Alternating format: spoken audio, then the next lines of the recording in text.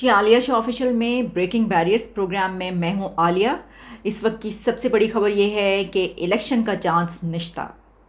इसकी वजह यह है कि हसास इदारों ने इलेक्शन कमीशन को ब्रीफिंग दी है कि मुल्क के हालात बहुत ख़राब हैं और पाकिस्तान के पॉलिटिकल लीडर्स को ख़तरा है।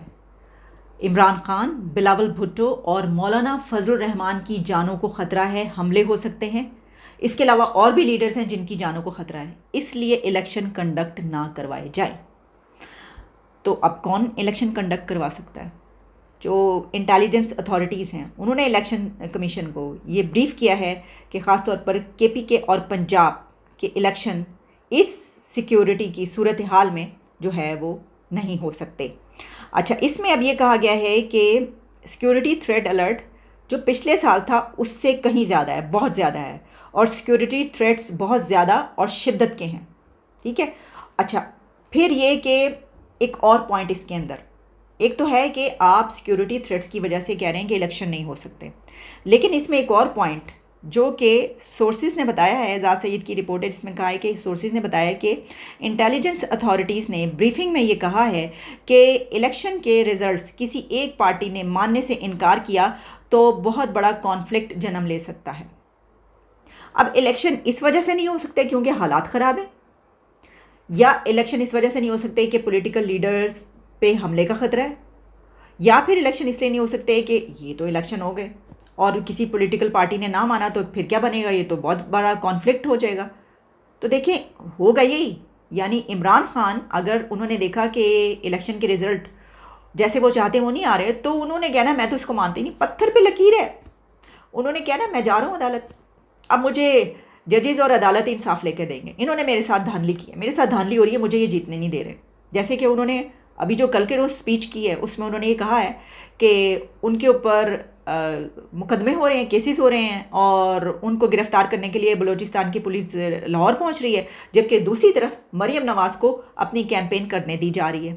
ये बात वो कहते हुए, अच्छा, इमरान खान की जो बेसिक डिमांड है इस वक्त, जो उनकी कैंपेन की बेस है, वो ये है कि दी अर्लीस्ट इलेक्शन, क्योंकि वो उनको लगता है कि अगर दी अर्लीस्ट इलेक्शन हो गए तो वो उनके जीतने के चांसेस हैं। अच्छा, इसके लिए उन्होंने बगैर किसी से पूछे बिना उनके प्रेसिडेंट साहब ने अनाउंस कर दिए इलेक्शन करवाएं। अच्छा, फिर उन्होंने कहा मैं समझता था कि अनाउंस हो जाएंगे तो इलेक्शन अनाउंस होंगे, लेकिन नहीं हुए, तो लगता है कि इलेक्शन नहीं होंगे।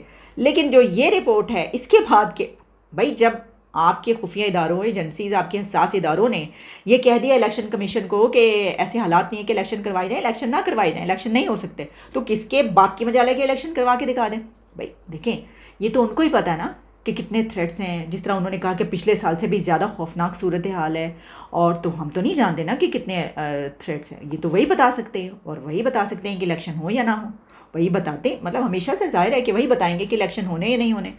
ये सिचुएशन है आपके सामने। अच्छा, अब इसके बाद इमरान खान क्या करेंगे, क्योंकि देखें क्या है ऑप्शंस, क्या इसके बाद कोई केयर टेकर सेटअप की क्या ज़रूरत है जब इलेक्शन ही नहीं होने, और फिर ये जो बात की गई है इससे तो ये लगता है कि इलेक्शन दूर दूर तक नहीं होने, तो फिर क्या कोई टेक्नोक्रेट्स का सिस्टम आने लगा है पाकिस्तान के अंदर, मुल्क के अंदर टेक्नोक्रेट्स आ रहे हैं, या फिर ये इसी तरीके से चलेगा।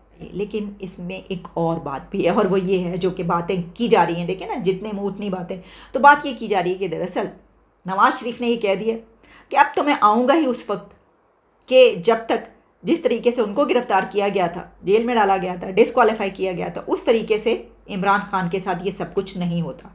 अच्छा, अब उन्होंने कहा है या नहीं कहा, किसको कहा है या किसको नहीं कहा, ये अलग बात, लेकिन ये भी तो बात है कि मरीम नवाज़ इस वक्त जो कैंपेन चला रही हैं वो क्या कह रही हैं, वो कह रही हैं इलेक्शन उस वक्त होगा कि जब, अभी इलेक्शन से पहले अभी और भी बहुत सारे काम है करने वाले, कि जब इंसाफ मिलेगा। उन्होंने जो अपनी स्पीचेस की हैं, कल की स्पीच में भी उन्होंने तो धो के रख दिया जनाब, जैसे डेली बेसिस पे वो कर रही हैं। उन्होंने जो जस्टिस आसिफ खोसा, सरदार आसिफ, उन्होंने कहा कि आसिफ खोसा ने बुलाया इमरान खान को, लाओ मेरे पास लेकर आओ एप्लीकेशन, मैं डिसक्वालीफाई कराता हूँ नवाज शरीफ को।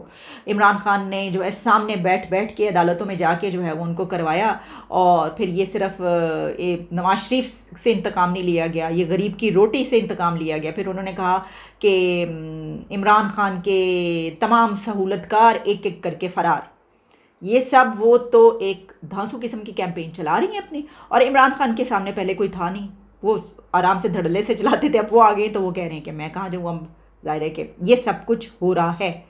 तो कहा जा रहा है कि इस वजह से कि जब तक इमरान खान अंदर नहीं जाते तब तक इलेक्शन के कोई चांस नहीं है। भाई देखते हैं। वो ये भी कहा जा रहा है कि जनाब कारमा भी एक होता है। चलें जो भी है, देख इससे थोड़ा सा आगे बढ़ते हैं। एक सियासी खबर नहीं, अब एक और किस्म की खबर मैं आपके सामने रख देती हूँ। भाई क्या वाह वाह, मैं कहती हूँ क्या बात है, हमारे जैसा कोई हो ही नहीं सकता। आपको पता है ना, रुईत हलाल कमेटी, जैसे ही रमज़ान का महीना आने वाला होता है, रोज़े आने वाले होते हैं, जो मौलवी हज़रात हैं वो अपने कोई 20 नंबर, 30 नंबर, 40 नंबर का चश्मा लगाकर जो बैठ जाते हैं। मोटे मोटे शीशे होते हैं उसके, और 75 ईयर से ज़्यादा उनकी एजेस है मौलवी हजरात से। वो कहते हैं साइंसी कैलेंडर, हमको इस पर थोड़ी चलते, हम तो पत्थर के ज़माने के साथ चलते हैं, उस कैलेंडर के साथ। देखे ना, हाँ, रोज़मर्रा ज़िंदगी, रूटीन की लाइफ आपने गुजारनी है जो आपका इंग्लिश कैलेंडर है, लेकिन आपने यहाँ पर बैठना है, चांद देखना है। अब चांद देखने के लिए उन्होंने एक टेंडर निकाला, और उस टेंडर में उन्होंने ये कहा कि उन्होंने जो जो खाने पेश किए जाएंगे मौलवियों के सामने वो कौन से होंगे। उसमें कहा गया अब रुईत हलाल कमेटी के जो अरकान हैं उनको क्या पेश किया जाएगा, दम पुख्त चावल, चिकन टिक्का बोटी, चिकन कढ़ाई, सीख कबाब, रशियन सैलड, हलवा, कोल्ड ड्रिंक्स, पेस्ट्री और सैंडविच। ये सब कुछ टेंडर में बाकायदा लिख कर निकाला गया कि जनाब ये चीज़ें चाहिए और ये खाने खाए जाएंगे। तो वहाँ पे ये खाबे खाए जाने थे एक दिन रोज़ा देखने के लिए। तो सर एक दिन होता है, साल में करने दिया करे थोड़े बहुत। अच्छा वैसे तो मौलवियों को कहते हैं हलवा ही काफ़ी होता है, हलवा काफ़ी नहीं था, इतनी सारी चीज़ें, ये दिवालिया होने के करीब है मुल्क। अच्छा देखिए आपके मौलवी कैसे कैसे भाषण देते हैं भाई। ये आपके सामने नोटिफिकेशन आप देख रहे हैं। अब हुआ क्या, सोशल मीडिया ने बेड़ा गर्क कर दिया सारे उनके प्लान का। सोशल मीडिया पे ये आ गया, वायरल हुआ है कि ये हो रहा है इस मुल्क में कि एक दिन आपने भैया आप चाय पी लें। तो वो अब उनका सारा रंग में भंग डाल दिया गया सोशल मीडिया ने उनका, और वो कैंसिल करवाया गया, बड़ा इसके नोटिस लिया गया। और उन्होंने कहा है जनाब कि ये जो है ये हाँ KPK में हुआ, ये आपको पता है, ये KPK की मैं आपको बता रही हूँ। और मुरगन ग़िज़ाओं का जो टेंडर है वो वापस ले लिया गया है। टेंडर सोशल मीडिया पर वायरल होने के बाद KPK के जो वज़ीर मजहबी अमूर हैं उन्होंने इसका नोटिस लिया, और उन्होंने कहा कि जो ये सिचुएशन है मुल्क की, उसमें इतने पुरतकल्लुफ़ खानों का एहतमाम किसी सूरत बर्दाश्त नहीं किया जाएगा। अब मैं आपको लिख के दे देती हूँ, अगर ये सोशल मीडिया पर वायरल ना होता तो ये जिन्होंने वापस लिया ना, नोटिस किया है KPK के, ये खुद भी वहाँ पर बैठ के ये वाले खाने खा रहे होते। ये है सिचुएशन हमारी। अच्छा जी आगे बढ़ते हैं, और आगे सिचुएशन ये है कि सऊदी अरेबिया और ईरान के रिलेशंस रीस्टैब्लिश हुए हैं, उसमें पाकिस्तान ने इसको वेलकम किया है। सऊदी अरेबिया और ईरान के सिफारती ताल्लुकात की बहाली पर जो हमारे फॉरेन अफेयर्स ऑफिस है उसकी तरफ से कहा गया है कि पाकिस्तान इस पर बहुत खुश है और इसको वेलकम करता है। चलें इसके ऊपर तो मैं पहले भी एक पूरा प्रोग्राम कर चुकी हूँ, ठीक है, लेकिन बहरहाल ये बात है कि वेलकम किया है, ये क्या खबर, ज़ाहिर है वेलकम ही करना था।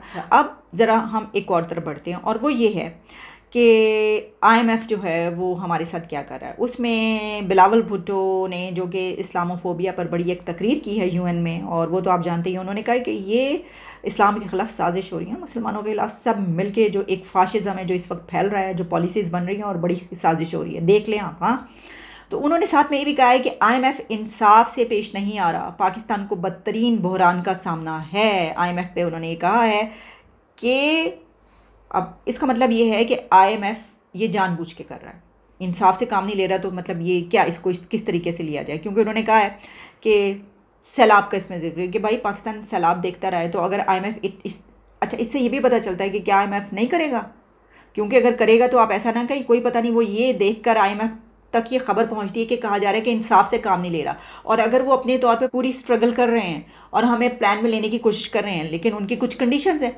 वो कंडीशंस कंप्लीट करवा रहे हैं। तो अगर हम ये चाहते हैं कि बगैर कंडीशंस के वो हमारी सारी सब बातें हमेशा की तरह मान लें, तो ऐसा तो नहीं होगा।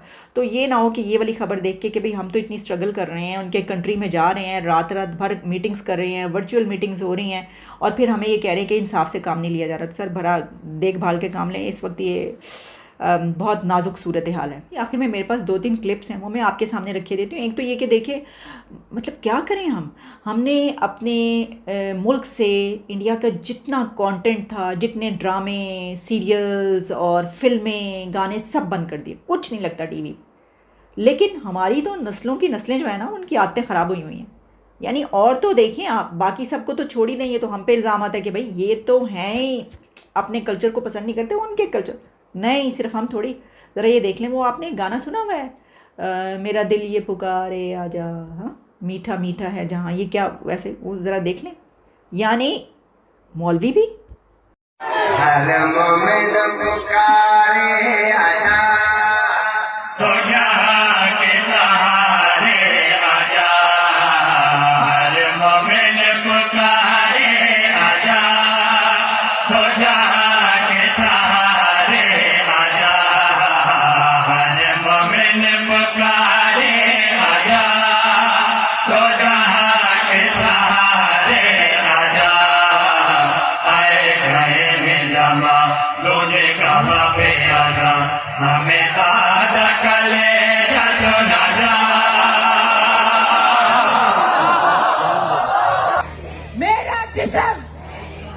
मेरा जिस्म, बहुत शुक्रिया।